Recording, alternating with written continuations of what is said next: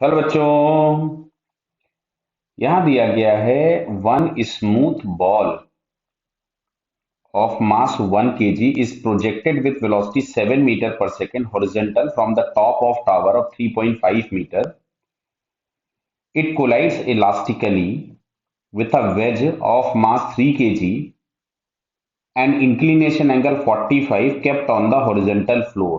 ठीक है, जैसा फिगर में दिया गया है। The ball collides with the wedge at a height of 1 meter from the ground. Find the velocity of the wedge after the collision. Clear है? अब सुनो इधर सबसे पहले तो जैसे ये जो बॉल हम लोगों के पास दी गई है, इसका ये जो हॉरिजॉन्टल कंपोनेंट है ये तो हमेशा कांस्टेंट रहेगा।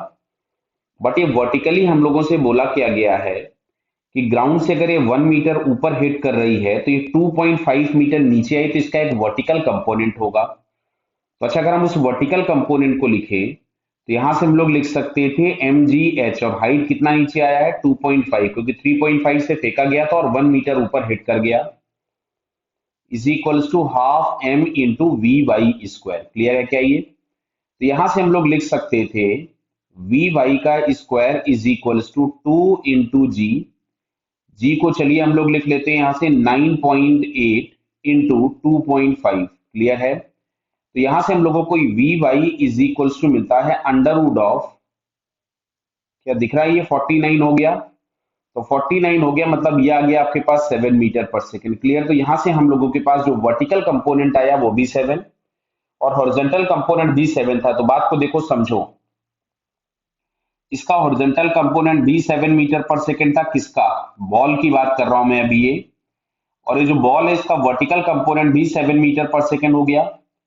तो अगर ऐसा दिख रहा है हम लोगों को कि दोनों वेलोसिटी 7 मीटर पर सेकंड है तो जो रिजल्टेंट वेलोसिटी होगी वो इनके बाइसेक्टर पे होगी।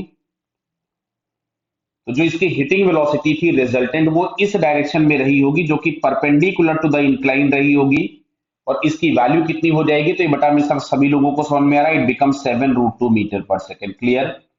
यानी इस इंक्लाइन प्लेन पे जब बॉल हिट करने वाली है, मैं बॉल को ब्लैक कलर से बना देता हूं, कि जो बॉल हिट करने वाली है तो इसकी जो वेलोसिटी है that is 7√2 metre per second and it is perpendicular to the incline plane. Clear? तो अगर ये perpendicular to the incline plane hit किया है, मतलब अगर ये अलोंग द नॉर्मल हिट किया है तो ये along the normal he rebounce हो जाएगा, क्योंकि कोलिजन हम लोगों को दिया गया इलास्टिक। वैसे भी इलास्टिक नहीं भी दिया गया होता तो भी वो along the normal he rebounce होता। तो रिबाउंस होते समय इसकी वेलोसिटी हम लोगों ने कुछ भी मान लेते हैं, चलो हम लोग इसको v2 लिख देते हैं, कुछ भी। क्लियर? अच्छा, कोलिजन के बाद इस वेज की वेलोसिटी इस डायरेक्शन में हम लोग कुछ भी v1 मान लेते हैं। तो सबसे पहले हम लगाते हैं conservation of momentum along x axis. क्यों? सरफेस स्मूथ दिया है तो एक्स एक्सिस के लॉन्ग कोई भी फोर्स एक्ट नहीं होगा। तो यहां से हमारे पास हो गया small m into 7 is equals to, तुम्हारे पास यहां से मिलेगा स्मॉल एम, सॉरी पहले लिख देता हूं मैं, कैपिटल एम इंटू वी1 माइनस स्मॉल एम। अब देखो, इसको अगर हमने V2 से ऊपर जाता हुआ माना है तो इसका एक हॉरिजॉन्टल कंपोनेंट मिलेगा। अब देख रहे बेटा, सारे एंगल 45 होंगे। कितने होंगे?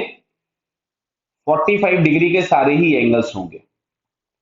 तो मैं साइन थीटा या कॉस थीटा जहां कहीं पे भी आएगा उसको डायरेक्टली मैं 1/√2 लिख दूंगा। ठीक है, बोलूंगा जरूर आपको साइन थीटा कॉस थीटा। तो ये हम लोगों के पास यहां से आ जाएगा V2, और साइन थीटा या कॉस थीटा जो भी आप लिखिएगा तो ये हो जाएगा 1/√2। तो ये हम लोगों के पास मिला फर्स्ट इक्वेशन। अच्छा, मास इसका 1 दिया है तो ये हो गया 7 is equals to 3v1 minus v2/√2। ये हम लोगों को मिल गया first equation by the conservation of momentum along x axis. Clear? Y axis के लॉन्ग मोमेंटम कंजर्व होगा नहीं, क्योंकि ग्राउंड से एक इंपल्स मिलेगा। अब अगर हम कोएफिशिएंट ऑफ रेस्टिट्यूशन की बात करते हैं तो कोएफिशिएंट ऑफ रेस्टिट्यूशन होता है relative velocity after and before but both the velocities are taken along the line of collision. और लाइन ऑफ कोलिजन जो होता है वो कॉमन नॉर्मल होता है अगर हमारे पास सरफेसेस स्मूथ होते हैं। तो ये है लाइन ऑफ कोलिजन। तो इसके अलोंग कोलिजन के पहले जो वेलोसिटी है वो तो हो गई 7√2, दिख रहा है बेटा, परपेंडिकुलरली हिट किया था। अच्छा, जो बाद में होगी वो V2 प्लस V1 का ये कंपोनेंट जो इधर आएगा बेटा, दिख रहा होगा आपको ये, कि V1 का कंपोनेंट जो इस लाइन में हमको दिखेगा बेटा वो भी आएगा V1 cos 45 या V1 sin 45, वो फिर से हो जाएगा V1/√2।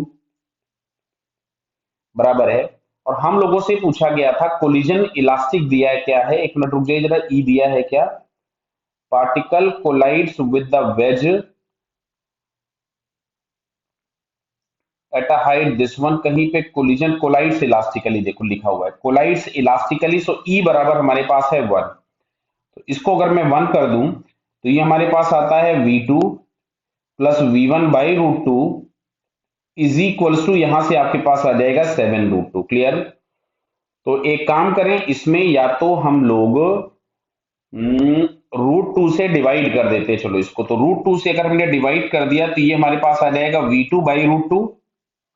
समझ में आ रहा ना? इस सेकेंड वाली जो इक्वेशन थी इसको हम √2 से डिवाइड कर देते हैं, प्लस V1/2 बराबर 7।